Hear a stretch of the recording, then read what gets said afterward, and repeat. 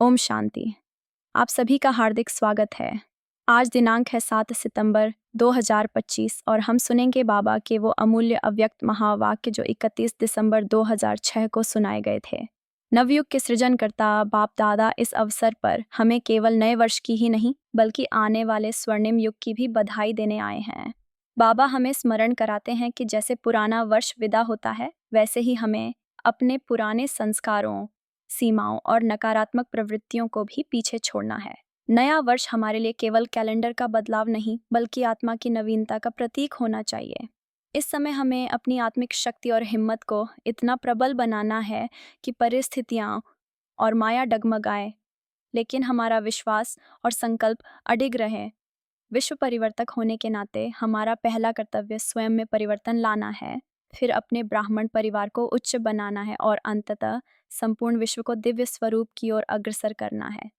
बाबा आज हमें एक बहुत ही गहरी और जीवन परिवर्तक शिक्षा दे रहे हैं। वे हमें यह समझा रहे हैं कि जीवन में कारण और समस्या जैसे शब्दों को अपनी सोच और शब्दकोश से हटाना है और उनकी जगह निवारण और समाधान को अपनाना है।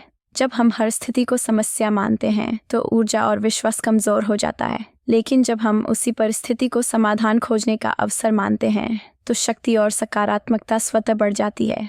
इसलिए बाबा हमें प्रेरित कर रहे हैं कि हम दृढ़ संकल्प और परिवर्तन की शक्ति को आधार बनाकर जीवन की हर चुनौती को समाधान के रूप में देखें।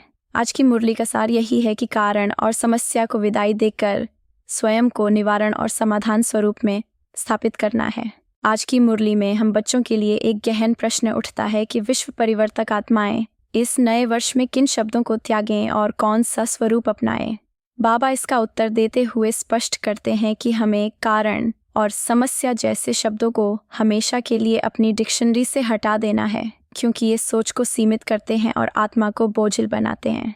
इसके स्थान पर हमें निवारण स्वरूप और समाधान स्वरूप धारण करना है, ताकि हर परिस्थिति में हम सहारा देने वाले और मार्ग दिखाने वाले बन सकें।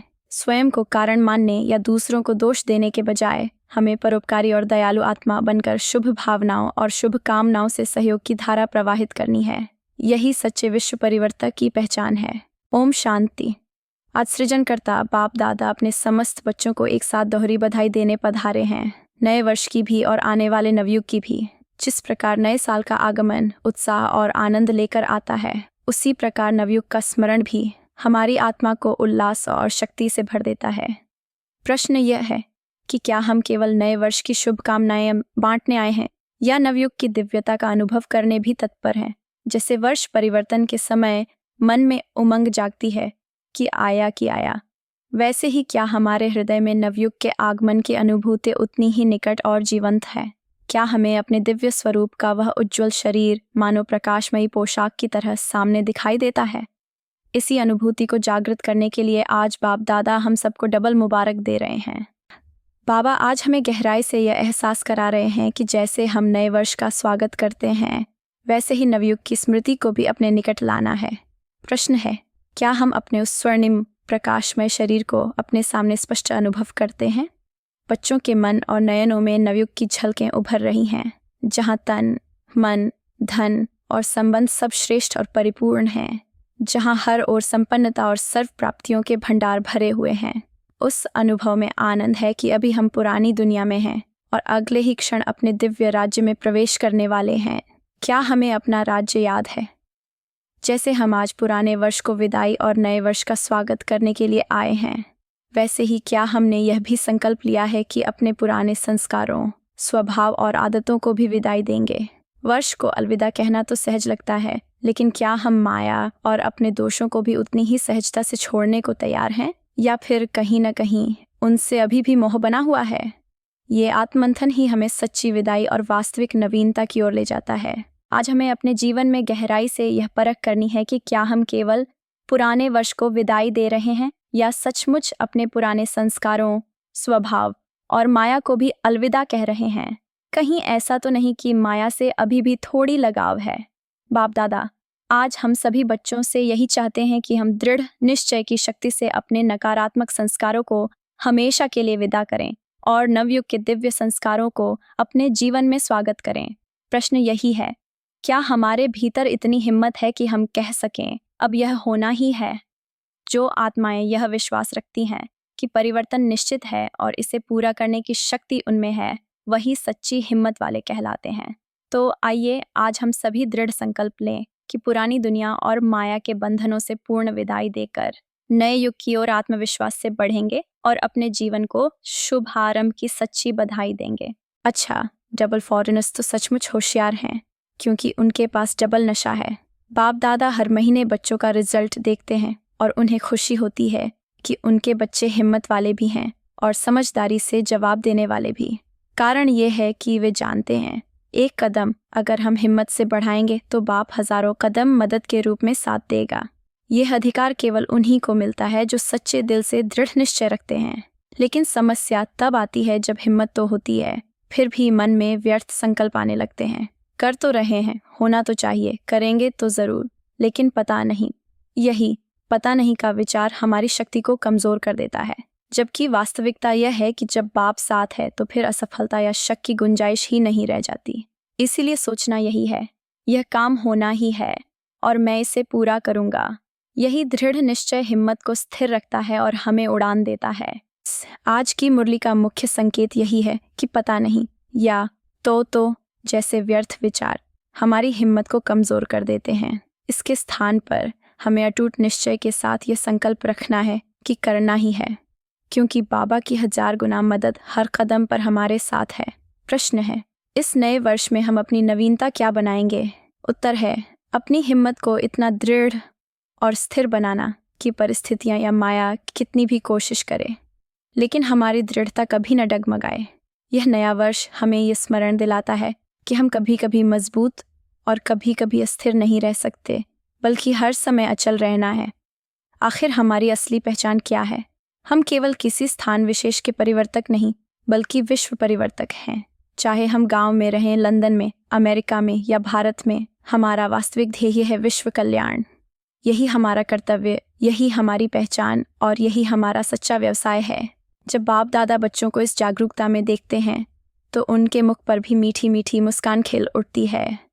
पक्का है ना कि हम केवल आंशिक नहीं बल्कि पूर्ण रूप से विश्व कल्याणी बने। ऐसा तो नहीं कि 75% विश्व कल्याण और बाकी 25% छूट मान लें। असली चुनौती यह है कि न केवल स्वयं को बल्कि प्रकृति को भी परिवर्तन करना है। तो अपने सच्चे ऑक्यूपेशन को याद करो, हम विश्व परिवर्तक हैं। कभी कभी हम सोचते हैं कि कुछ आदतें या व्यवहार नहीं करने चाहिए, फिर भी हो जाते हैं। लेकिन यदि हम स्व परिवर्तक नहीं बन सकते तो विश्व परिवर्तन का दावा अधूरा रह जाएगा। शक्ति सेना का असली संकल्प यही है कि इस वर्ष अपने विश्व परिवर्तक के लक्ष्य को निरंतर स्मृति में रखें। पहले स्वयं में बदलाव लाना है, फिर अपने ब्राह्मण परिवार में, क्योंकि चैरिटी बिगिंस एट होम, यानी सेवा का आरंभ घर से ही होता है। बाप दादा चाहते हैं कि आप सभी अपने जीवन में उस परिवर्तन को प्रत्यक्ष करें जो आप स्वयं भी चाहते हैं। तो बताइए, आप सभी बच्चों का अंतिम लक्ष्य क्या है? तो जब पूछा जाता है कि बच्चों का लक्ष्य क्या है, तो अधिकांश का उत्तर एक ही होता है, बाप समान बनना। और सच भी यही है कि यही हमारा वास्तविक उद्देश्य है, न कि केवल सोचना या टालना। बाप दादा भी यही चाहते हैं कि इस नए वर्ष में, जब उनकी सेवा काल की 70 वर्ष की यात्रा पूरी हो चुकी है और 71वां वर्ष प्रारंभ हो रहा है, तो बच्चे कोई विशेष कमाल करके दिखाए। आप सब अनेक प्रकार के सेवा कार्यक्रम बनाते रहते हैं, सफल भी होते रहते हैं, और बाप दादा को यह देखकर खुशी होती है कि आपकी मेहनत व्यर्थ नहीं जाती। लेकिन प्रश्न यह है कि सेवा का अंतिम ध्येय क्या है? उसका उत्तर है बाप को प्रत्यक्ष करना। और आज बाप दादा हमसे यही पूछते हैं कि बाप को प्रत्यक्ष करने से पहले क्या हम स्वयं को प्रत्यक्ष कर पाए हैं? क्योंकि जब आत्मा ही अपनी शक्ति और स्वरूप को प्रत्यक्ष करेगी, तभी बाप का सच्चा प्रत्यक्षीकरण संभव होगा। तो क्या शिव शक्तियाँ इस वर्ष अपने वास्तविक स्वरूप को प्रत्यक्ष करने के लिए तैयार हैं? उत्तर केवल करेंगे का नहीं, बल्कि दृढ़ निश्चय के साथ करके दिखाएंगे का होना चाहिए। बाप दादा चाहते हैं कि हर आत्मा, चाहे टीचर हो या विद्यार्थी, इस संकल्प को जीवंत करे और प्रत्यक्ष उदाहरण बने। बाबा आज हमें स्पष्ट रूप से स्मरण करा रहे हैं कि हमारी असली पहचान और कर्तव्य विश्व परिवर्तक का है। इसका अर्थ यह नहीं कि केवल दूसरों को बदलें, बल्कि सबसे पहले स्वयं को रूपांतरित कर अपनी शक्ति और स्वरूप को प्रत्यक्ष करें। शिव शक्तियाँ इस वर्ष केवल वचन न दें बल्कि अपने जीवन में शिव शक्ति का वास्तविक स्वरूप धारण करके दिखाएं। विशेषकर मधुबन वाले बच्चों के लिए तो यह और भी आवश्यक है, क्योंकि मधुबन समीप है और वहाँ हर कदम प्रत्यक्ष उदाहरण बन जाता है। तारीख है 31 दिसंबर, समय है रात्रि 9:20। इस संकल्प को गहराई से अंकित कर लो और पांडव सेना का दायित्व है कि वे सदा विजयी स्वरूप में रहें, कभी कभी के विजयी नहीं बल्कि स्थायी विजयी पांडव। माया तो अपने अंतिम समय तक सामने आती ही रहेगी, क्योंकि उसका धर्म ही यही है, लेकिन हमारा धर्म है हर बार विजय पाना। इसलिए ये सोचने की आवश्यकता नहीं कि हम नहीं चाहते थे पर माया आ गई, बल्कि यह याद रखना है कि विजय ही हमारी नियति है और यही हमारा स्थायी स्वरूप है। अब बाप दादा इस वर्ष के समापन पर हमें यह संकल्प दिलाना चाहते हैं कि कुछ पुराने शब्दों और पुरानी आदतों को हमेशा के लिए विदाई दें। जब घड़ी में 12 बजेंगे और घंटे की आवाज़ गूंजेगी तो सोचो कि यह केवल वर्ष के अंत का संकेत नहीं है, बल्कि माया और उसकी पुरानी पकड़ को अलविदा कहने का भी प्रतीक है। बाप दादा हमें 2 मुख्य बातों पर ध्यान दिलाते हैं। पहली है परिवर्तन शक्ति की कमी। हम योजनाएं तो बहुत सुंदर बनाते हैं, संकल्प भी बार बार करते हैं, लेकिन दृढ़ता और निरंतरता के अभाव में कई योजनाएं अधूरी रह जाती हैं। दूसरी है संकल्पों में स्थिरता की कमजोरी। आज भी बाप दादा ने देखा है कि कितने बच्चे कार्ड, पत्र और वायदे लेकर आए हैं, सब बहुत अच्छे, प्रेम और उमंग से भरे हुए। ये सभी निशानियां इस बात का प्रमाण है कि बच्चों में भावना गहरी है।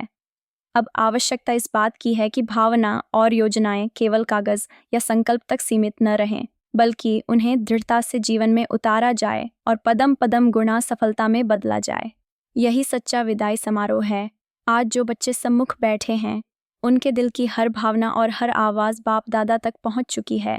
फिर भी बाबा विशेष रूप से हमें 2 बातों पर गहरी रेखा खींचकर याद दिला रहे हैं। पहली कमी है दृढ़ता की। जहां हम अलबेलापने या दूसरों को देखकर सोचते हैं कि हो जाएगा, कर तो रहे हैं, करेंगे ज़रूर, लेकिन उस सोच में स्थिरता और निश्चितता की कमी रह जाती है। दूसरी कमजोरी है परिवर्तन शक्ति की। अच्छे संकल्प और योजनाएं बनाते तो हैं, लेकिन उन्हें पूरी तरह जीवन में उतारने का सामर्थ्य कम पड़ जाता है। बाबा हमें ये भी समझा रहे हैं कि माया तो अपना काम करती ही रहेगी, पर हमारा असली काम है हर परिस्थिति में विजयी बनना। इसलिए माया आ गई जैसे शब्दों और बहानों को हमेशा के लिए विदाई देकर दृढ़ निश्चय और परिवर्तन की शक्ति को अपने जीवन में स्थायी बनाना ही सच्चा आध्यात्मिक प्रयास है। बाप दादा का संदेश है कि इस वर्ष हमें एक ऐसे शब्द को हमेशा के लिए विदाई देनी है जो हमारी प्रगति में सबसे बड़ा अवरोध बनता है। वह है कारण। चाहे कारण स्वयं से जुड़ा हो, साथियों से हो, संगठन से हो या परिस्थितियों से, अब इसे जीवन से हटाना है। ब्राह्मण जीवन की डिक्शनरी में कारण और समस्या जैसे शब्दों की कोई जगह नहीं होनी चाहिए। हर स्थिति में हमारा स्वभाव समाधान और निवारण का होना चाहिए। आज अमृत वेला में भी कई आत्माओं ने बाप दादा से यही संकल्प साझा किया कि नए वर्ष में नई शुरुआत करनी है। तो इस वर्ष का सच्चा उत्सव तभी होगा जब कारण और समस्या का अंत कर स्वयं को परोपकारी, रहमदिल और शुभ भावनाओं से भरा बनाने का संकल्प लिया जाए। हमें ऐसी आत्मा बनना है जो सहयोग दे, स्नेह बांटे और हर जगह समाधान का मार्ग प्रशस्त करे। इस मुरली का सार यही है कि हमें अपनी सोच और व्यवहार से कारण और समस्या जैसे शब्दों को सदा के लिए हटाकर निवारण और समाधान स्वरूप बनना है। जीवन का उद्देश्य केवल स्वयं तक सीमित न होकर परोपकारी और रहमदिल बनना है, जहां शुभ भावना और सहयोग की धारा निरंतर बहती रहे। नए वर्ष को यदि कोई अर्थपूर्ण पहचान देनी हो तो वह श्रेष्ठ संकल्पों, दृढ़ निश्चय और स्नेहपूर्ण सहयोग का वर्ष होना चाहिए। बाप दादा चाहते हैं कि हर आत्मा अपने भीतर दृढ़ता और परिवर्तन की शक्ति को स्थायी साथी बनाए। परिस्थितियां चाहे कितनी भी नकारात्मक क्यों ना हो, हमें वही अभ्यास करना है जो हम दूसरों को सिखाते हैं, नकारात्मक को सकारात्मक में बदलना। याद रखो, जो परवश होता है उस पर रहम किया जाता है, लेकिन जो स्वयं को स्ववश बनाता है वही सच्चा विजयी कहलाता है। आपके पूजनीय जड़ चित्र आपके ही दिव्य स्वरूप का प्रतिबिंब है। भारत में विदेशी आत्माओं के भी चित्र पूजे जाते हैं और दिलवाले मंदिर में तो आपने अपना ही चित्र देखा है। जब लोग इन मूर्तियों के सामने झुकते हैं तो उनकी सबसे पहली पुकार होती है, दया करो, कृपा करो, रहम करो। इसका अर्थ स्पष्ट है कि हमें सबसे पहले स्वयं पर दया करनी है, अपनी आत्मा को सहानुभूति और करुणा से भरना है। फिर वही भाव ब्राह्मण परिवार और संसार चाँद तक पहुँचाना है। यदि कोई आत्मा संस्कारों के बंधन में बंध कर कमज़ोर हो जाए या बेसमझ बनकर व्यवहार करे तो हमें क्रोध नहीं करना चाहिए। क्रोध की शिकायतें सबसे अधिक आती हैं और यह क्रोध अक्सर भीतर छिपे रोग का परिणाम होता है। याद रखो, रोग क्रोध का ही संतान है। जैसे परिवार में बड़े बच्चों से अपेक्षाएं अधिक होती हैं और पोते पोतियों पर अधिक स्नेह बरसाया जाता है, उसी प्रकार हमें भी हर आत्मा को करुणा, धैर्य और प्रेम से संभालना है। यही सच्चा रहम दिल बनने का मार्ग है। क्रोध को मूल मानो तो उसका वंशज है रोग और उल्टा नशा, जो अलग अलग रूपों में सामने आता है।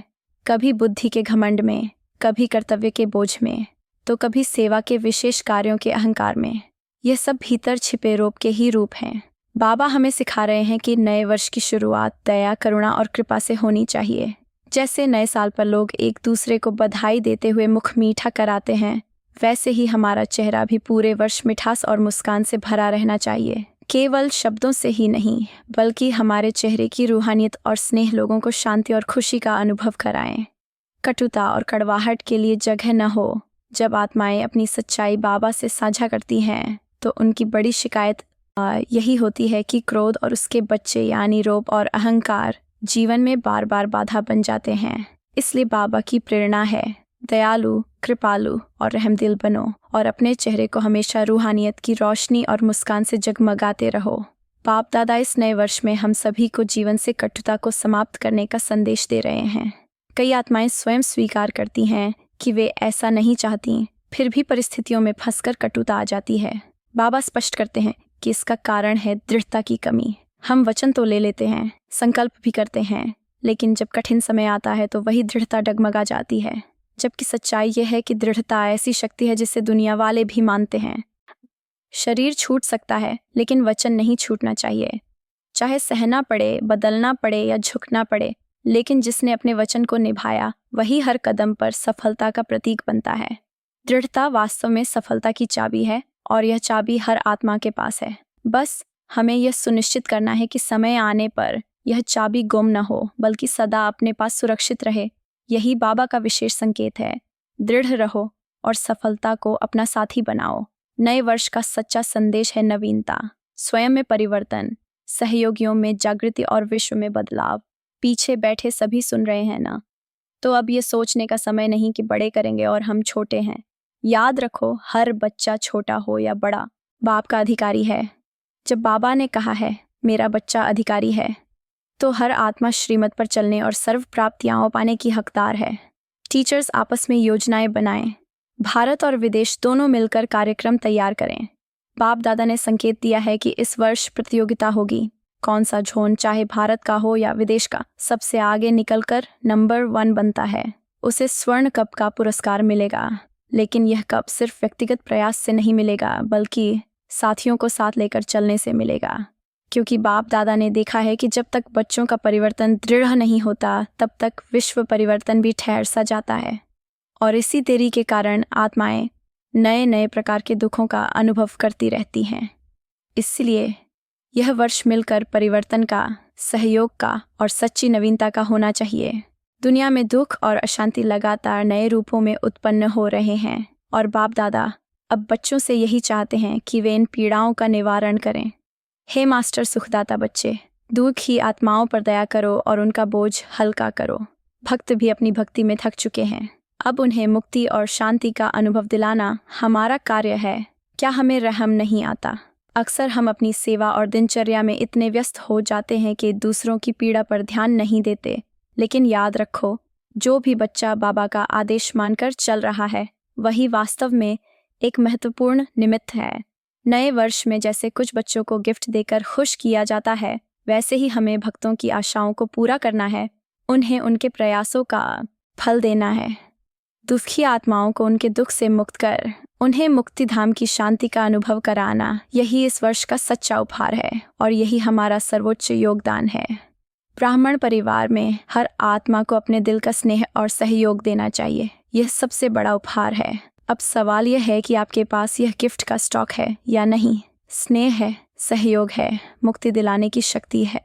जिनके पास पर्याप्त स्टॉक है वे हाथ उठाए। केवल जमा करके रखने से कुछ नहीं होगा। जो आपके पास है उसे वितरित करो। टीचर्स, मधुबन वाले सभी, स्टॉक भरा हुआ है तो उसे दूसरों के लिए दाता बनाकर प्रयोग करो। मधुबन में तो चारों ओर यह शक्ति भरी हुई है। बाबा हमें यही प्रेरणा दे रहे हैं कि केवल संचित न रखें बल्कि हर ज़रूरतमंद को देना सीखें। अपने पास जो स्नेह, सहयोग और मुक्ति देने की क्षमता है उसे दूसरों तक पहुंचाओ और दुखियों पर रहम कर उन्हें मुक्ति और शांति का अनुभव दिलाओ। यही सच्चा दाता बनने का मार्ग है। बाप दादा हमें यह सिखा रहे हैं कि हर आत्मा अपने मन की पूर्ण मालिक हो सकती है और एक क्षण में उसे एकाग्र कर अपनी इच्छानुसार निर्देशित कर सकती है। क्या आप एक सेकंड में अपने स्वीट होम या अपने आंतरिक स्वर्ग में पहुंच सकते हो? यदि मन का मालिक योग्य और शक्तिशाली है तो मन कभी अव्यवस्थित नहीं होगा। अब इसका अभ्यास करो।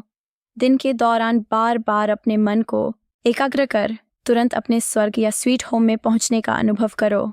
यह केवल आत्मा को ही नहीं बल्कि आसपास के वातावरण और पूरे वायुमंडल को भी ऊर्जा और शक्ति से भर देता है। यही बाप दादा का विशेष होमवर्क है, मन की एकाग्रता का अभ्यास, जो हमें अंदर से और बाहर से दोनों ही शक्तिशाली बनाता है। इस मुरली का मुख्य सार यही है कि इस वर्ष हमें 2 महत्वपूर्ण सिद्धांतों को अपने जीवन में स्थायी रूप से अपनाना है। पहला, दृढ़ता और परिवर्तन शक्ति को हमेशा का साथी बनाना। व्यर्थ के संदेह और पता नहीं जैसे भावों को त्याग कर करना ही है का दृढ़ संकल्प लेना ताकि माया को हिला दिया जाए पर स्वयं अडिग रहें, अर्थात अपने हर कर्म में यह शक्ति प्रयोग करें और किसी भी परिस्थिति में संकल्प को डगमगाने न दें। दूसरा, क्रोध और उसके वंशज जैसे रोब या उल्टा नशा को हमेशा के लिए विदाई देना।